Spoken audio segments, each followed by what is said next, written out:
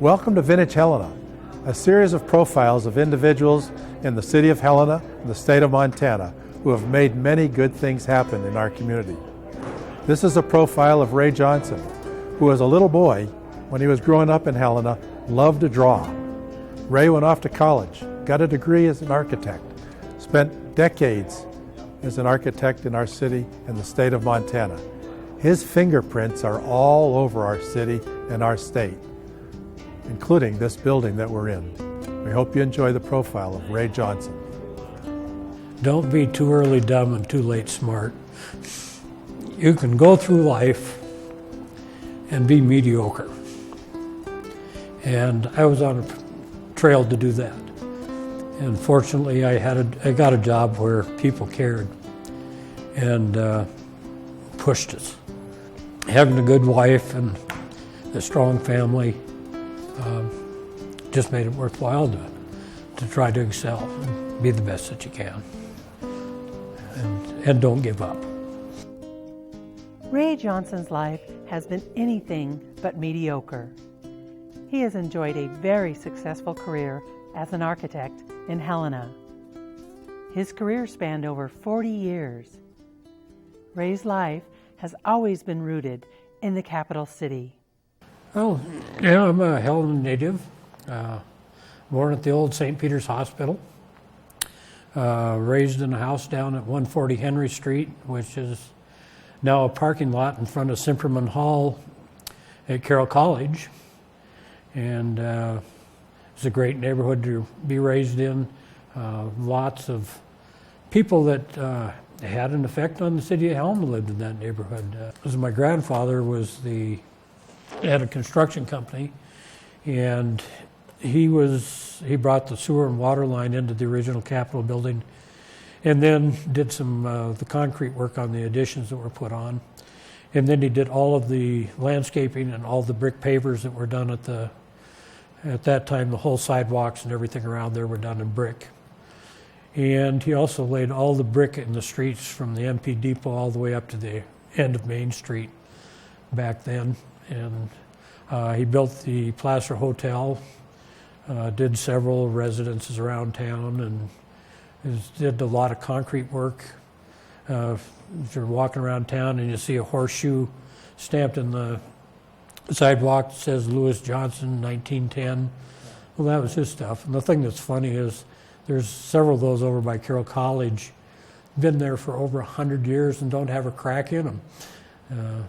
Pretty amazing. My folks were kind of middle class. My dad worked at the railroad.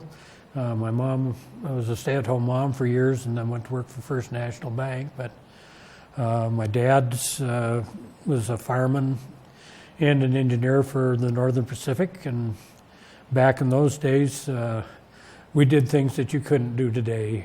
We were able to get on the steam engines, and actually we used to take the helper and go up over the top of the pass when they pushed the trains up, and it was the greatest thing there was. You'd come to the tunnels, and they'd stick a wad of gauze in your face, and you get in there, it's blacker than the inside of a cow's stomach, and the soot and the sparks were out, and the noise was just fantastic. It was great. We used to walk to high school every day at Helena High, and took a few courses. Drafting from Earl Wadley was the teacher, and kind of liked mechanical drawing and stuff, and thought, well, I'll go be an architect, see how that works out. So I went to down to Bozeman in 1961. And to say I was not the top student in the class might be an understatement. After 5 quarters, I came home one night, and my mother had a telegram, and the telegram said, "The honor of your presence is no longer required at this institution." or basically, you flunked out. And so I was kind of in a quandary. I had a friend that was going to Pensacola, Florida for the Navy, and asked me if I wanted to ride down with him. So I went down there with him, and ended up going up to Chicago and taking the train back to Helena, and got off the train and saw my dad over in the switch engine. So I jumped up and talked to him and got his car, and was driving up the street, and I said, well, you dummy, you better get a job. And so I walked in the door at Morrison Merrily, talked to Joe Merrily, and I hadn't shaved, been on a trip, and filled out an application, and he told me to come back the next morning, and I started to work. That was April 15th, 1963. It was the same day as another guy that worked here at the firm, Ronnie Miller, started as a draftsman there at the same time. And worked there as a draftsman, and that was the year I met Bonnie. Probably the best thing that ever happened to me. But we started kind of going out together, and the people at Morrison Merrily were tremendous. Very encouraging. Joe Merrily, John Morrison Sr., John Jr., Bob Scruton, Willis Wetstein, all those guys were just encouraged me to go back to college. And they made it easy. Anytime I wanted to work, I could call. They had a job for me. They made work for me.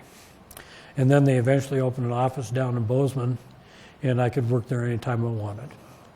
And so it made... You were in school then? Yeah, while I was in school.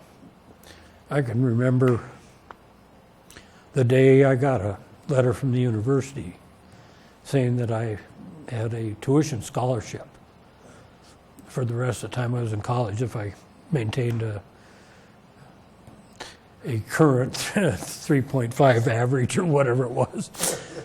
But God, that was a happy day. And it was only $110 a quarter at that time. But boy, that was a big thing. I just continued to work for Morrison Merrily. It was Morrison Merrily and Associates was the architectural part. And in the early 70s, we moved, well, it's late 60s, I guess, we moved out and moved up on Fuller Street, right next to the First National Bank, and stayed there for a couple of years. And then we did a historic renovation of a Jewish synagogue over behind the cathedral. And this used to be the diocese office building here, and they moved out.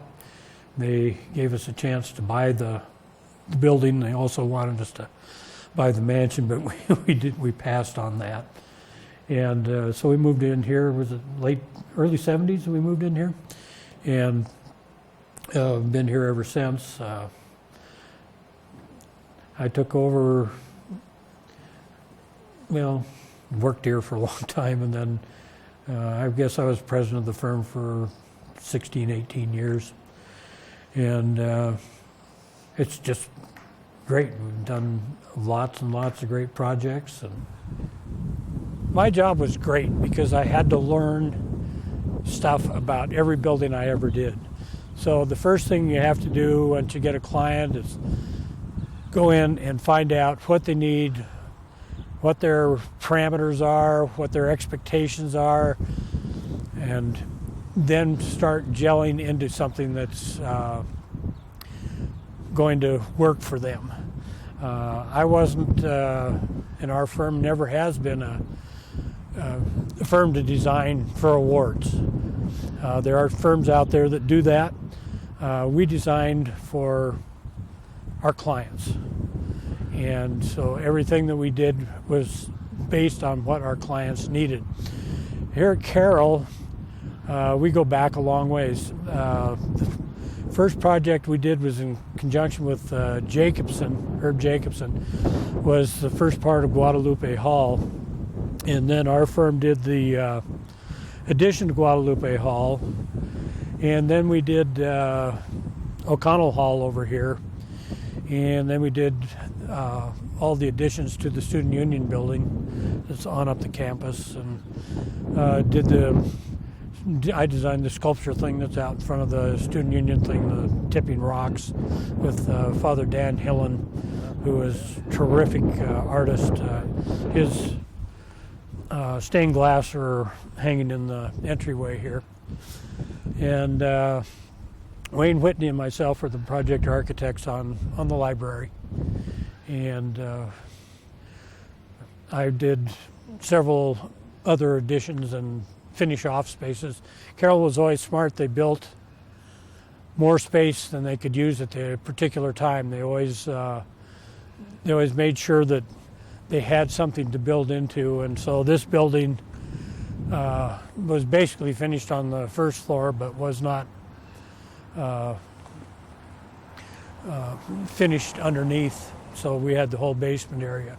Kind of an interesting story. This whole thing is built on rock. Unbelievable what we had to do for the excavation and pouring the footings in there. It was quite a feat. But I worked on the PE building back in like 64, 65 when I was still in college. Wayne Whitney designed that building. It's one of the first buildings to use structural precast concrete tilt-up panels, and put that up. You've all heard about the explosion of the train. Yes. Yeah. Well. Yeah. Blew out all the windows. Yeah. The windows all. Well, I was the project architect to come back, and our firm put the campus kind of back together, and it was really interesting. In the girls' dorm, that had hot water heat, and 2.5 inch, 3 inch pipes, and they were all blown apart because it was 25, 30 below zero. I remember the day, the night. And of course there was no power. By the time we got in there, of course there was, but different things went into the restroom, and the toilet bowl had busted away, and there was a perfect image of the toilet bowl in ice. And then go into rooms, and the goldfish was frozen solid. Anyhow, that was really a project we took and had to really completely redo all the flooring and ceilings and all the heating system in the dormitory. Then we had a lot of work to do in the PE center. We had to redo all the fascia all the way around and fix some holes in the roof and things like that. But anyhow, we got the campus put back together and students back in here in just about 8 months. It was a real effort on the part of the Carroll staff and our staff at the office and the contractors. Ray worked on hundreds of projects during his career at Crossman Whitney Griffin Architect Firm. Carroll was one of the highlights of his career. The airport building also makes the list of his favorite projects. We did the terminal that was here. The original. The original one. When they moved from the other side of the airport over here, we built this one. And Dick Griffin was the project architect on that, and I worked on a bunch of our guys did. And then, there's just minor renovation stuff. And then this project was to eat up the old one. You'd be hard pressed to find out where the old building was and where the new building started. This was a really good project. Of course, everything kind of from that wall with the pictures on it this way is new. Right. And then we get into the existing terminal, and we just gutted everything that was in there. Ray says he has been very lucky to have the best job a guy could ask for. He never did the same thing twice and appreciated the opportunity to meet some great people while providing a good service. At one point in time, every member of Ray's family was working in a building that he had designed. Ray also attributes his lucky life to having a wonderful wife. He and Bonnie have been married for over 4 decades. I'm very fortunate to marry Bonnie. Anyhow, Bonnie and I have had a really good life. Have 2 kids. Daughter is Tandy. She has 2 great kids. And she's a pretty great mother. Get choked up about how good they are. And her son Brian, we were talking about him earlier, is quite an athlete, arm wrestler, runner.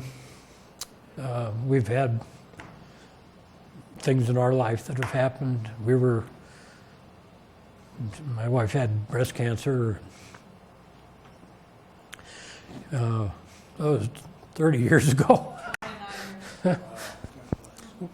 We were completely broke, didn't have a penny in the bank, and luckily I had a good job and had 2 kids and car payment, house payments, and pressed on.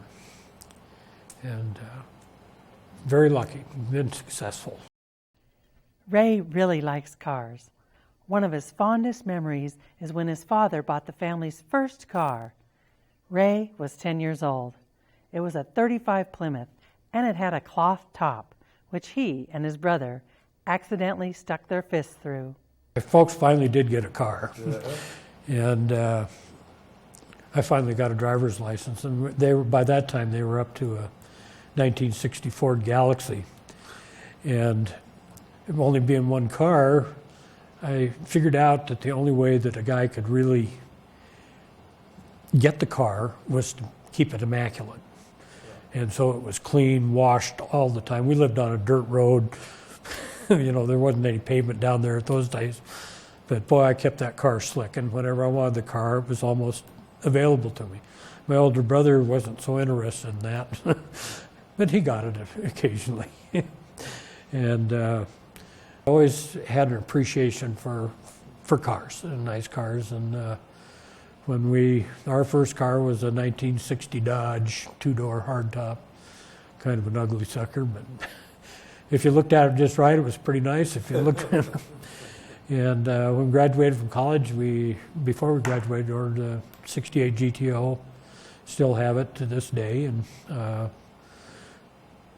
always liked cars, and we bought a few others along the way. And Ray looks back fondly on his career designing buildings and residential properties, and believes, without a doubt, that the leaders of Morrison Merrily made it possible for him to go back to school, learn the art of design, and enjoy life today.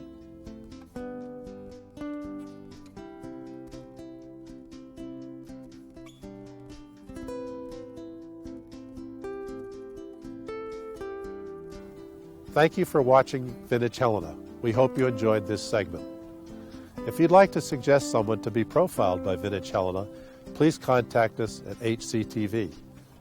You can also contact us at Helena Civic Television if you'd like to make a donation to the Vintage Helena program.